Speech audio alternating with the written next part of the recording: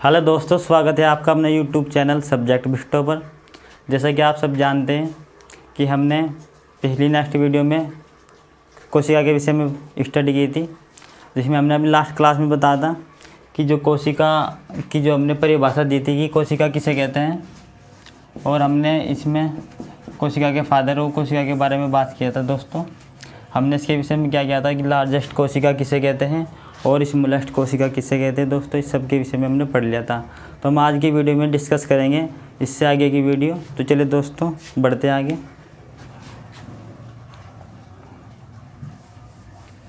आज हम शुरू करते हैं दोस्तों सेल थ्योरी।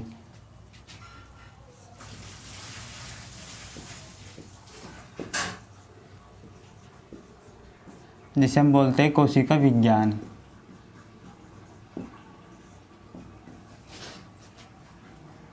दोस्तों, इसे कहते हैं हम कोशिका सिद्धांत।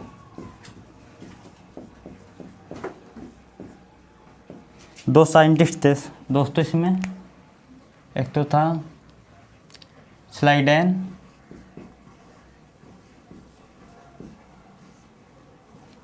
और दूसरा साइंटिस्ट था हमारा थियोडर स्वान। इन्होंने दोस्तों कोशिका के जो सेल थ्योरी दी थी, इसमें इन्होंने बोला कि जो कोशिका होती है कि जो कोशिका प्राणी और सजीवों की संरचनात्मक इकाई होती है, और इन्होंने बताया कि जो कोशिका होती है वो सभी जीवों की क्रियात्मक इकाई होती है। इन्होंने इसके विषय में कुछ पॉइंट बताए थे, जिसके विषय में हम देखते हैं दोस्तों।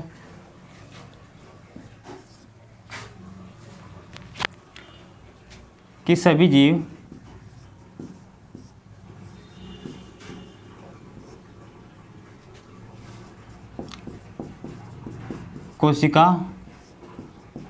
कोशिकाओं से मिलकर बने होते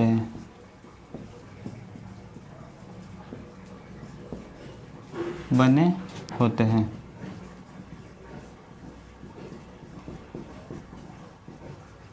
जिसमें दोस्तों सभी जीवों में आपका प्राणी भी आ जाते हैं और पादप भी आ जाते हैं, या फिर आप बोल सकते कि इसमें क्या जो प्राणी तथा पादप का निर्माण कोशिकाओं से मिलकर बने होते हैं। ठीक है दोस्तों।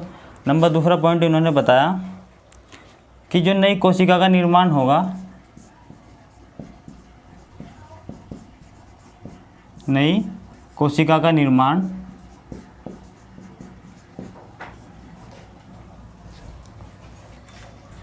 पूर्व कोशिकाओं से होता है।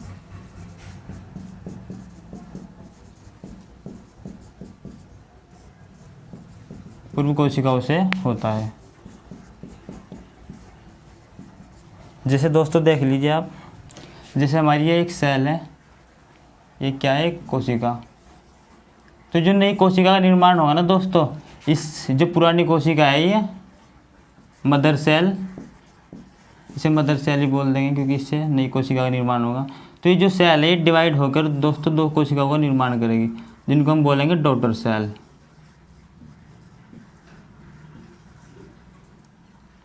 इन्हें हिंदी में बोलते हैं संतति कोशिका।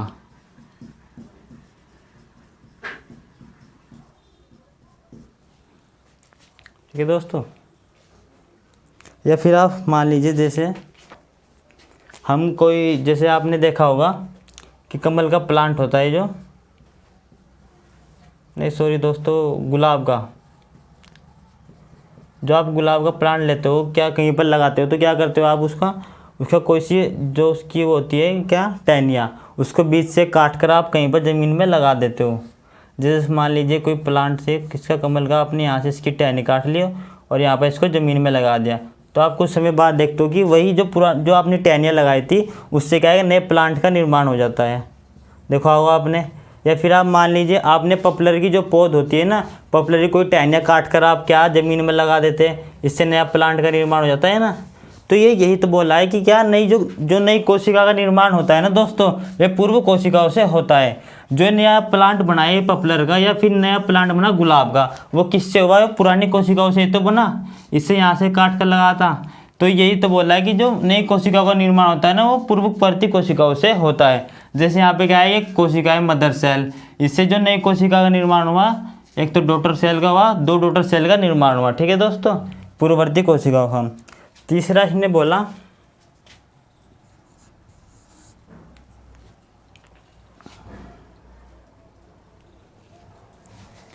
कि जो कोशिका होती है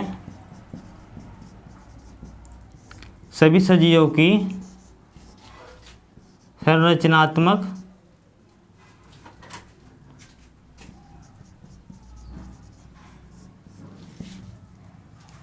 कोशिका सभी जीवों की क्या संरचनात्मक तथा क्रियात्मक इकाई होती है।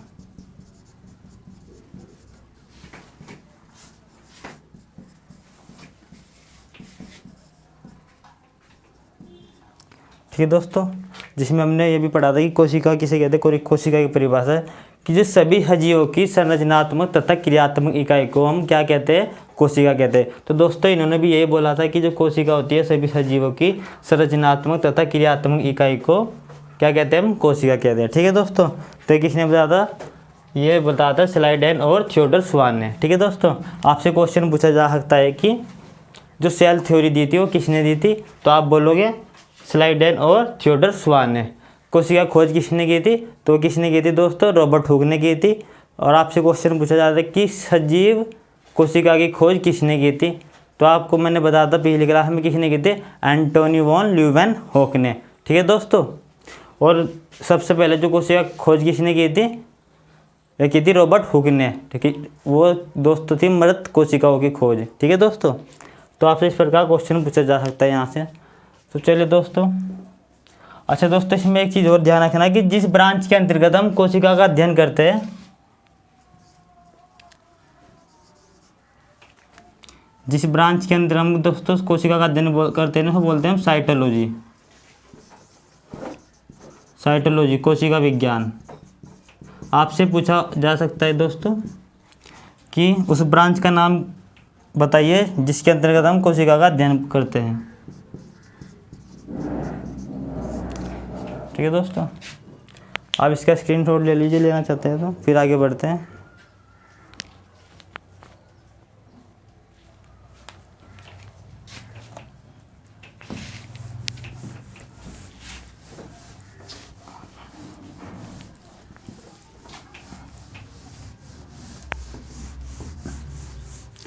दोस्तों हम अब आगे बात करेंगे टाइप ऑफ सेल्स की, कि कोशिका कितने प्रकार की होती है।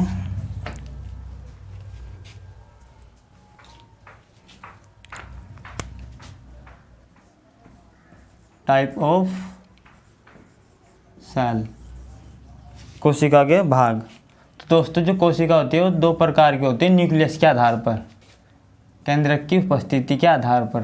ठीक है दोस्तों, केंद्रक की उपस्थिति के आधार पर दो प्रकार की कोशिकाएं होती हैं। एक को बोलते हैं हम पूर्व केंद्रीय,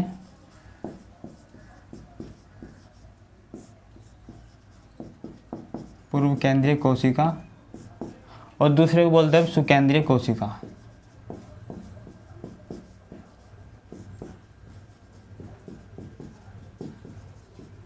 इसे इंग्लिश में बोला जाता है यूकैरियोटिक,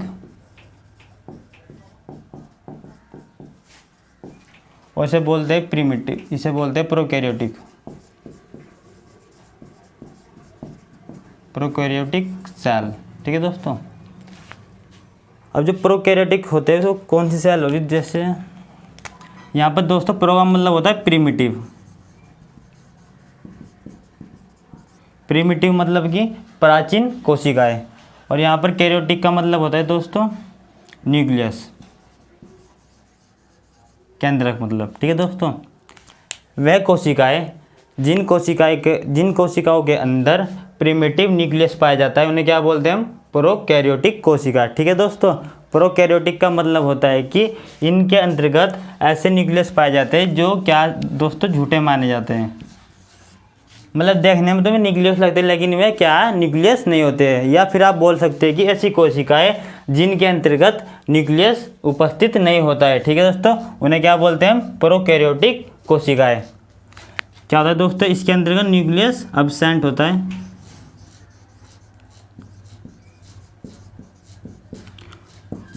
और दोस्तों एब्सेंट क्या होता है इसके अंतर्गत, एक तो दोस्तों हो गया न्यूक्लियस और एक न्यूक्लियस मेम्ब्रेन।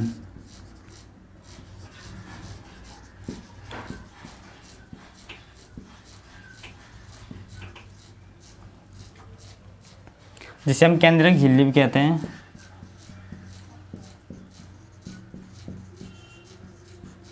ठीक है दोस्तों, एक इसमें जो कोशिकांग होते हैं ना दोस्तों, कोशिकांग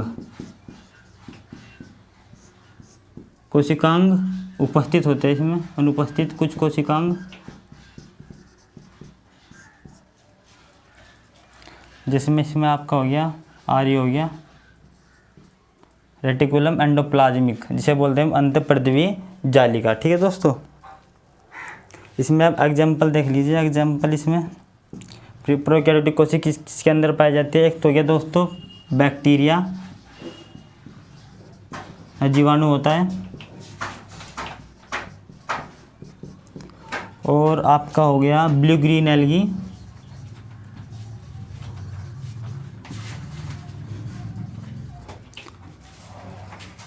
और वायरस। ठीक है दोस्तों, वायरस मतलब कि ये होता है विषाणु जो आपको बीमारी कोज करते हैं, जो आपको बीमारी फैलाते हैं।